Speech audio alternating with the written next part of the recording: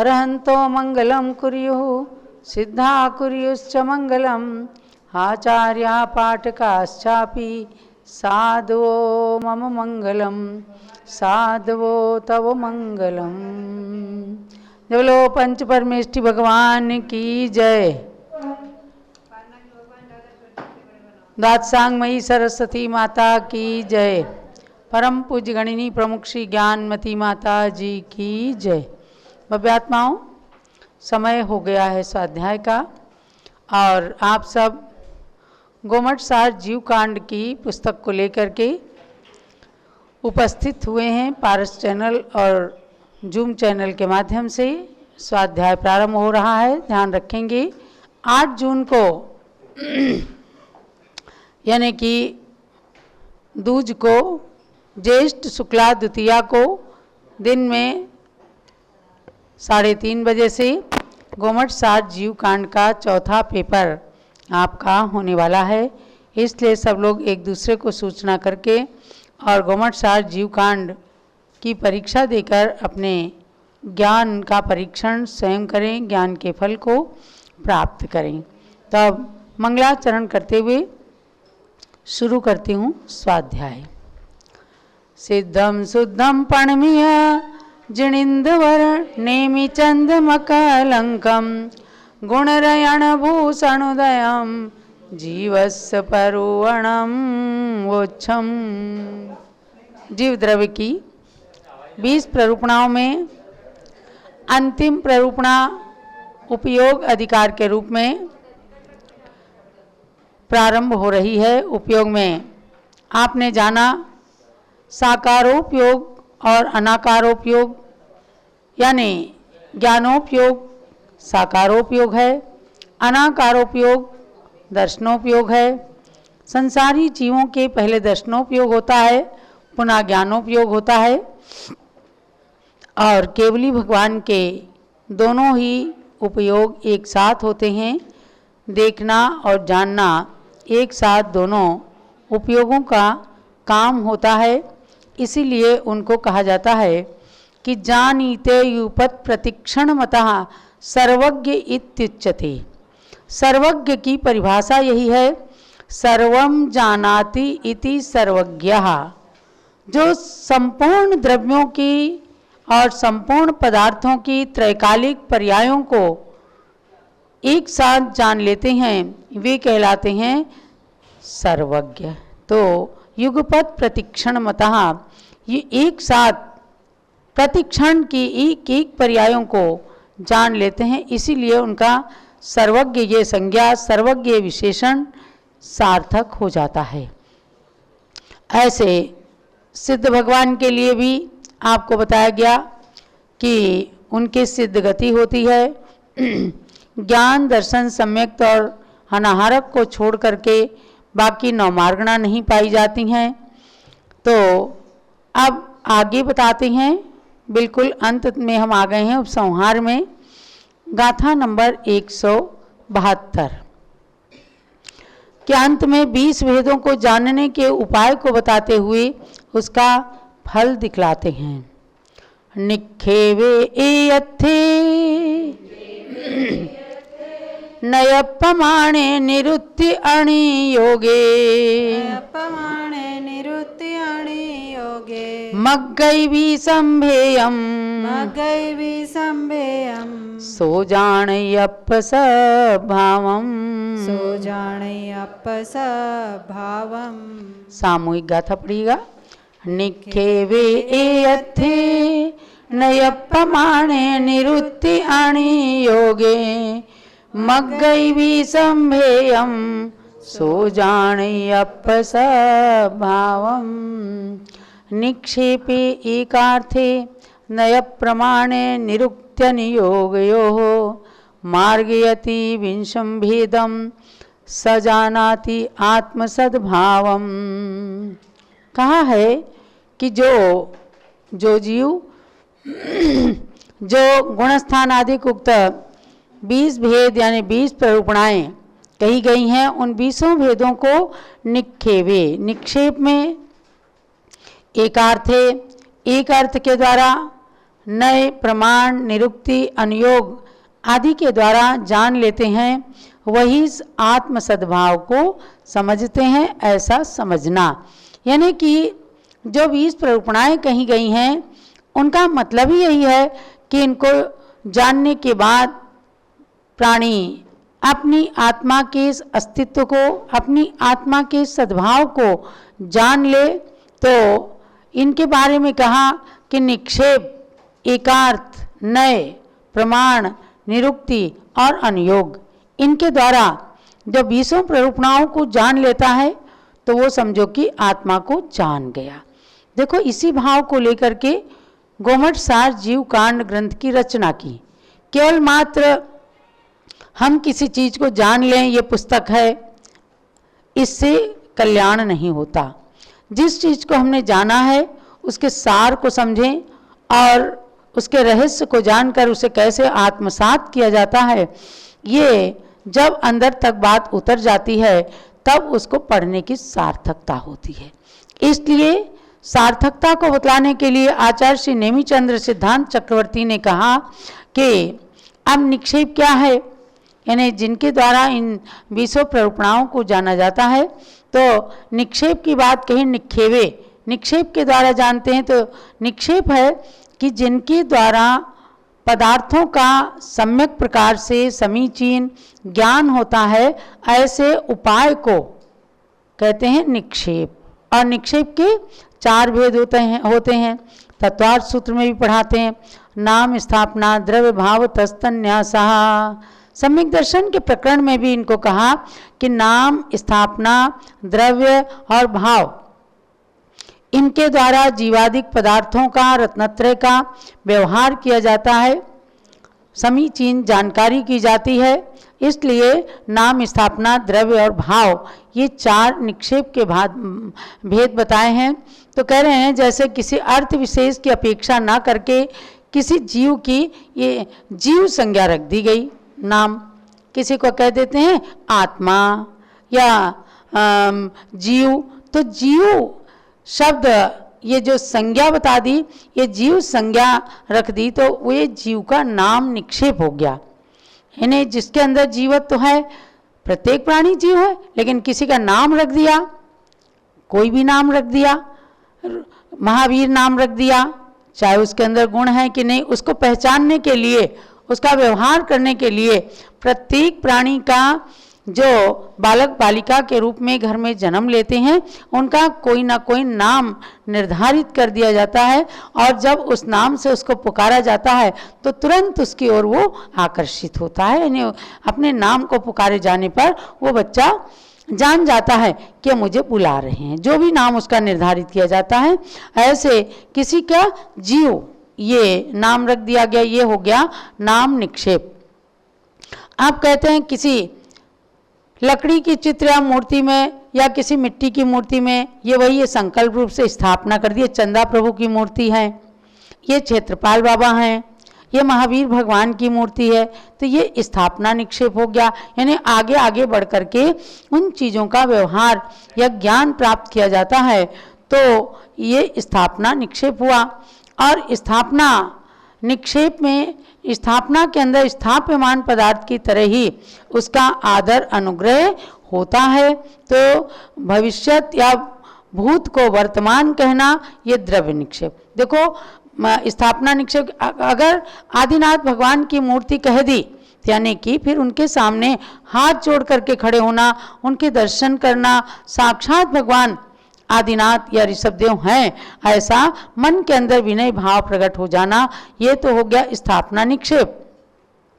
अब द्रव्य निक्षेप में कहा जैसे कि कोई मनुष्य मर करके देव होने वाला है या देव मर करके मनुष्य होने वाला है, तो उसको मनुष्य कह देना, या देव पर्याय में मनुष्य कह देना, या फिर उस विषय का वहाँ पर निक्षेप कर देना, ये भाव निक्षेप है कि अब भाई आप तो बिल्कुल भगवान बने। अब कोई दीक्षार्थी है तो उसको कह देंगे आप तो दीक्षित हैं, यानी कि उस भाव को, उस श्रद्धा से उनको देखना, तो ये हो जाता है भाव निक्षेप। इसके बाद में आया एकार्थ। एकार्थ का मतलब है प्राणभूत असाधारण लक्षण को एकार्थ कहते हैं। जैसे जीव का लक्षण जब जीव में दिखता है कि 10 प्राणों से जीता था, जी रहा है, जिएगा, तो उसको जीव कह देते हैं कि उसका लक्षण दिख रहा है। किसी चौकी को जीव नहीं कहते हैं, उसके अंदर पुद्गल के गुण हैं तो उसे पुद्गल कहते हैं। तो यही उस जीव का या पुद्गल का एकार्थ है, एक ही अर्थ जिसके अंदर समाविष्ट है। जीव है तो है, वह जो है पुद्गल नहीं हो सकता। इसलिए जीव को जीव रूप से जानना या देखना, यही जीव का एक अर्थ है। अथवा एक ही अर्थ के वाचक भिन्न भिन्न शब्दों को भी एकार्थ कह देते हैं। जैसे कि प्राणीभूत जीव और सत्व, ये शब्द भिन्न भिन्न अर्थों की अपेक्षा रखते हुए भी एक जीव के आत्मा, जीव, प्राणी, चेतना, चैतन्य, ये सब चीज़ें एकार्थवाचक हैं। तो एकार्थवाचक का मतलब है एक ही अर्थ के, एक ही शब्द के अनेक शब्द होते हैं, सिनोनिम वर्ड्स यानी पर्यायवाची शब्द। उनको एक ही अर्थ के वाचक होने के कारण उसी शब्द से कहते हैं, तो ये एक अर्थ के वाचक होते हैं। और नय को कहा है वस्तु के अंश मात्र ग्रहण करने को नय कहते हैं। जैसे जीव शब्द के द्वारा आत्मा की जीवत्व शक्ति को कहना, एक शक्ति के द्वारा समस्त वस्तु के ग्रहण को प्रमाण कह देते हैं। तो नय और प्रमाण, इन दोनों के प्रमाण नयैरधिगमा, आप पढ़ते हैं सूत्र को, प्रमाण और नयों के द्वारा ज्ञान होता है, वस्तु का ज्ञान होता है। तो एक अंश का ज्ञान करना नय है और संपूर्ण पदार्थ का ज्ञान हो जाना ये प्रमाण है। तो इस प्रकार से प्रमाण को कहा। जैसे जीव शब्द के द्वारा संपूर्ण आत्मा का ग्रहण हो जाना, चाहे वो जीव शब्द कहा, चाहे वो संसारी जीव हैं, चाहे मुक्त जीव हैं, सबका ग्रहण हो जाना, चारों गतियों के जीव को ग्रहण कर लेना, ये प्रमाण है। जिस धातु और प्रत्यय के द्वारा जिस अर्थ में जो शब्द निष्पन्न हुआ बना, उसको उसी प्रकार से देखने को निरुक्ति कहते हैं। जीवित, जीवति, जीविष्यति, अजीवत्वा, सो जीवा, किसी किसी शब्द का निरुक्ति अर्थ कह देते हैं। गच्छति इति गौ, तो जो चलती है उसे गाय, ऐसे मतलब कह देते हैं। तो जीव को का निरुक्ति अर्थ बताया कि जो जी रहा था, जी रहा है और जिएगा आगे भी, तो ये निरुक्ति अर्थ उसका बता दिया। अब जीवादिक पदार्थों को जानने के उपाय विशेष को अनुयोग कहते हैं। सारे षटखंडागम की धवला टीका के अंदर 24 अनुयोग द्वार, इन सब से एक एक अनुयोग द्वारों के द्वारा जो उपाय बताए हैं जीव द्रव्य के या पदार्थों के जानने के कारण, उनको उपाय विशेष को अनुयोग कह देते हैं। तो उस अनुयोग के प्रारंभ में 6 भेद किए हैं। निर्देश, सुसामित्व, साधनाधिकरण, स्थिति, विधानता, आप पढ़ते हैं ना तत्वार सूत्र में। इस प्रकार से इनके द्वारा जो 20 प्ररूपणाएं हैं, उनको जो जान लेता है तो स आत्म सद्भावम जानाति, वह समझो अपने आत्मा के संपूर्ण स्वरूप को जान गया, माने आत्म स्वरूप में लीन होने की पद्धति को जान गया कि अशुद्ध जीव है संसार के अंदर, और जब मुक्त हो जाता है तो कर्म और नो कर्म के संपूर्ण संयोग से उसका संबंध छूट जाता है, यानी शुद्धात्म तत्व को अच्छी तरह से जान लेता है। ये बात बताई है। अब अंतिम श्लोक है अज्जज सेण गुणगण समूह संधारी अजिय सेण गुरु, समूह संधारी अजिय सेण गुरु, भुवन गुरु जस गुरु, भुवन गुरु जस गुरु, सोराओ गोमटो जयतु, सोराओ गोमटो जयतु। सामूहिक इस अंतिम उपसंहार की गाथा को पढ़िएगा। अज्जज सेण गुणगण समूह संधारी अजिय सेण गुरु, भुवन गुरु जस गुरु, सोराओ गोमटो जयतु। देखो गुरु शिष्य का कितना बड़ा वात्सल्य यानी जब शिष्य ने गुरु को अपना सर्वस्व समर्पित कर दिया तो गुरु भी अपने शिष्य को किस प्रकार से बढ़ाते हैं और किस प्रकार से आशीर्वाद देते हुए हमेशा उसकी समृद्धि वृद्धि की मंगल कामना करते हैं। आचार्य नेमिचंद सिद्धांत चक्रवर्ती इस ग्रंथ के रचयिता हैं, लेकिन उन्होंने गोमट नाम के शिष्य, चामुंडराय नाम के शिष्य को लक्ष्य करके जिस ग्रंथ को बनाया, उन्होंने कितना ईमानदारी का और अपनी उदारता का परिचय दिया। उन्होंने कहा, अज्जज सेन गुणगण, श्री आर्य सेन गुरुवर जो थे, आचार्य देव थे, उनके अनेक गुण गण समूह संधारी, उनके गुणों को जिन्होंने अपने अंदर अवतीर्ण किया, धारण किया, ऐसे अजित सेन नाम के गुरु हुए। माने आर्य सेन गुरु महान गुणों के निधान थे। उनके गुणों के खजाने को लेकर के जिन्होंने अपने अंदर अनेक गुणों को धारण किया, ऐसे अजित सेन गुरु जो भुवन गुरु माने कि तीनों लोकों के गुरु, यानी दिगंबर गुरु तीनों लोकों के गुरु होते हैं। ये 28 मूल गुण, 36 मूल गुण आदि ये किसी की बपौती नहीं होते। ये जिन मुद्रा को धारण करने वाले प्रत्येक निर्ग्रंथ दिगंबर गुरु के अंदर सार्थक होते हैं। इसलिए कितना सुंदर शब्द दिया है, भुवन गुरु, यानी वे अजित सेन नाम के गुरुदेव तीनों लोकों के गुरु थे। ऐसे अजित सेन आचार्य जिनके गुरु हैं, ऐसे चामुंडराय जिनका नाम गोमट पड़ा, और उनने जो भगवान बाहुबली की प्रतिमा बनाई, इसलिए उनका नाम गोमटेश्वर। बाहुबली भगवान को क्या कहते हैं? गोमटेश्वर, माने गोमट के ईश्वर। यानी ज्ञानमती माता ने अगर भगवान ऋषभदेव की प्रतिमा बनाई तो ज्ञानमती माता के ईश्वर हो गए, ज्ञानमती माता के फेवरेट भगवान हो गए। ऐसे ही ये चामुंडराय के फेवरेट भगवान कौन थे? बाहुबली भगवान। उन्होंने अपनी माता की भक्ति में प्रेरित होकर मातृभक्ति का उदाहरण दिया था। उनका नाम था गोमट। उनकी माता के नाम से भगवान प्रसिद्ध नहीं हुए, बल्कि उनके खुद के नाम से गोमटेश्वर बाहुबली भगवान प्रसिद्ध हो गए। ऐसे उन गोमट, जिनका पहला नाम चामुंडराय था, जिनका दूसरा नाम गोमट था, ऐसे गोमट शिष्य के आग्रह पर, शिष्य के भावना को लेकर के उन्होंने कहा था, षटखंडागम ग्रंथ का अर्थ भगवान हम कैसे समझेंगे? तो उनकी भावना समझ करके, उनकी धारणा शक्ति और उनकी ज्ञान की जिज्ञासा को देखते हुए नेमिचंद सिद्धांत चक्रवर्ती ने गोमट सार जीवकांड की रचना की, और अंत में उस गोमट राजा को अपने शिष्य के रूप में या अपने भक्त के रूप में स्वीकार करके इस ग्रंथ के अंत में उनको आशीर्वाद देते हैं। माने सो रावो गोमटो जयतु, ऐसे राजा गोमट राय जयशील होवें। जयशील होवें माने वे अपने नाम को सार्थक करें और हमेशा ज्ञान के द्वारा अपनी आत्मा को विजयशील बनाते रहें। ये गुरुदेव का उनके प्रति महान आदर भाव, वात्सल्य भाव रहा है, क्योंकि वे उनसे, गोमट से या चामुंडराय से प्रभावित नहीं थे, बल्कि उन्होंने गुण को लिया कि इसके निमित्त से मैंने जीवकांड नाम के ग्रंथ को रचा, मेरा ध्यान शुभोपयोग में आया, मैंने ज्ञान अभीक्ष्ण ज्ञानोपयोग रूप अपने ज्ञान को बनाया।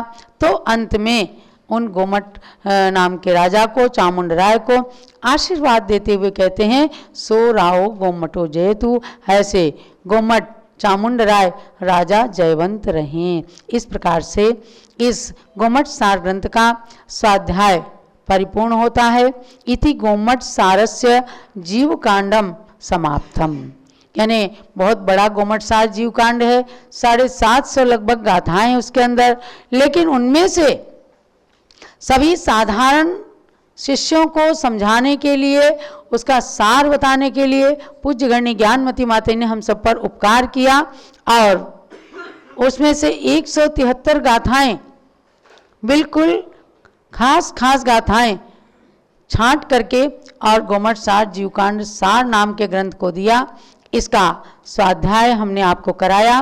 3 बार आपने पेपर दिया है, परीक्षा दी है। चौथी परीक्षा आपकी 8 तारीख को 8 जून को है। तो ये गोमट सार स्वाध्याय आप सबके लिए खूब ज्ञान की वृद्धि का कारण बने। और अगर इसमें किसी प्रकार की कोई त्रुटि रह गई हो तो आचार्य नेमिचंद सिद्धांत चक्रवर्ती, साद्वादमयी सरस्वती माता से और अपनी गुरु माता गणि ज्ञानमती माता से क्षमा प्रार्थी हूँ। और ये स्वाध्याय हमारे आपके सबके जीवन में खूब ज्ञान की वृद्धि का कारण बने, यही मंगल प्रार्थना है पूज्य माता जी से। जावाणी के ज्ञान ते सूजे लोकालोक, सोवाणी मस्तक चढ़ो सदा देतूं धोख। हे जिनवाणी भारती तोई जपूं दिन रैन, जो तेरी शरणा गहें सो पावें सुख चैन। ज्ञानमती को नित नमो ज्ञान कली खिल जाए, ज्ञान ज्योति की चमक में जीवन मम मिल जाए। जलोदात सांगमयी जिनवाणी माता की। और अब गुरु भक्ति के रूप में पूजन करेंगे, क्योंकि आज ज्येष्ठ कृष्णा चतुर्दशी है। भगवान शांतिनाथ के जन्म तप और निर्वाण कल्याण को हम सब ने प्रातःकाल से ही खूब धूमधाम से मनाया, निर्वाण लाडू चढ़ाया। और अभी हम लोगों का बड़ा प्रतिक्रमण जो पाक्षिक प्रतिक्रमण है वह होने वाला है। तो तीनों आचार्यों के श्री चरणों में अर्घ्य समर्पित करके पूज्य माता की पूजन करेंगे और उसके बाद प्रतिक्रमण की ओर बढ़ेंगे। अच्छा, पालना। भगवान शांतिनाथ के पालने को झुलाने के लिए पालना यहाँ पर तैयार है। आज हमारे बीच में अकोला महाराष्ट्र से भाई प्रवीण जी जैन बिलाला आए हैं। 9 घंटा गाड़ी लेट थी, यानी कि अपनी गाड़ी के जिस टिकट को इन्होंने लिया उस 9 घंटे ज़्यादा बैठे हो तो आपको ज़्यादा पैसे उनको देने पड़ेंगे।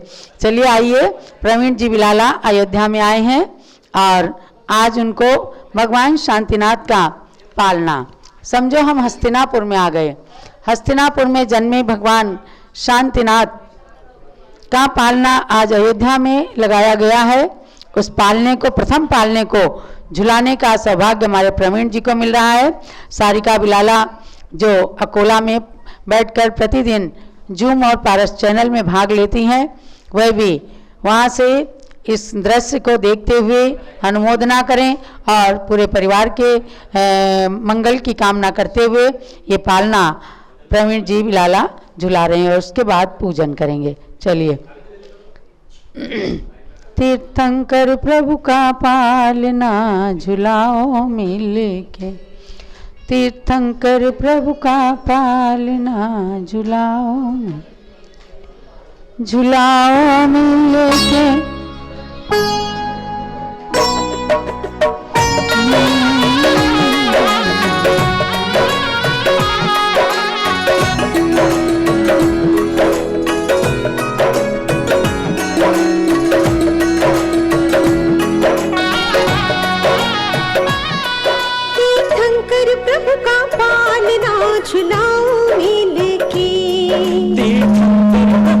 पालना झुलाओ मिल के, झुलाओ मिल के, सभी झुलाओ मिल के, झुलाओ मिल के, सभी झुलाओ मिल के। तीर्थंकर प्रभु का पालना झुलाओ मिल के, तीर्थंकर प्रभु का पालना झुलाओ मिल के।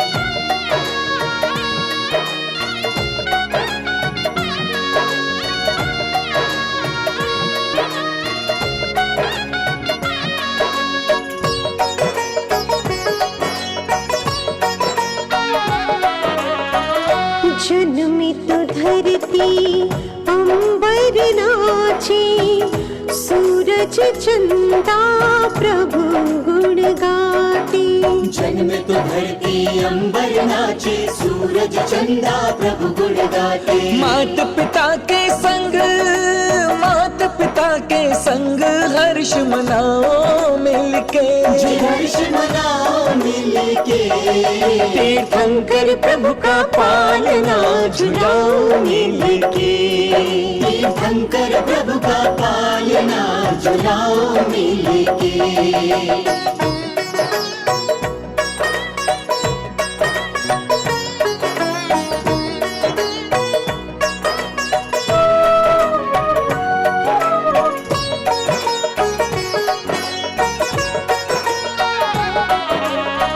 सौधर्म इंद्र और शचीन्द्राणी, स्वर्गपुरी जिनकी राजधानी। सौधर्म इंद्र और शचीन्द्राणी, स्वर्गपुरी जिनकी राजधानी। उनके संग जिनवर, उनके संग जिनवर के गुण गाओ मिलके, सभी गुण गाओ मिलके। तीर्थंकर प्रभु का पालना झुलाओ मिलके, तीर्थंकर प्रभु का पालना झुलाओ मिलके।